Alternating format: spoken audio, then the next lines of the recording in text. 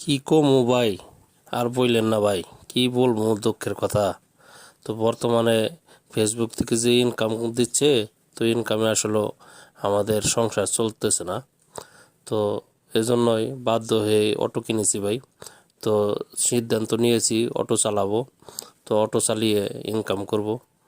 তো সামনে যদি ফেসবুক মামা যদি আবার ঠিক হয়ে যায়, তাহলে আবার ফেসবুকে লেগে কাজ করব, তখন আবার অটো বিক্রি করে দেব।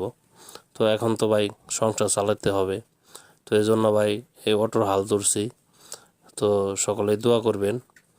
তো আশা করছি সামনে, তো ফেসবুকে যে দুর্ভিক্ষ যে খরা দেখা দিয়েছে, তো জানি না সামনে ফেসবুক মামা ঠিক করে দিবে কিনা, ভালো হবে কিনা।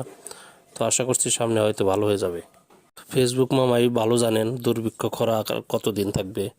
আমার একটু ভালো হয়ে যাবে, তো সেজন্য এখন তো ভাই পেট চালাইতে হবে। তো এই জন্য এই পথ বেছে নিয়েছি, তো কিছু করার নেই ভাই।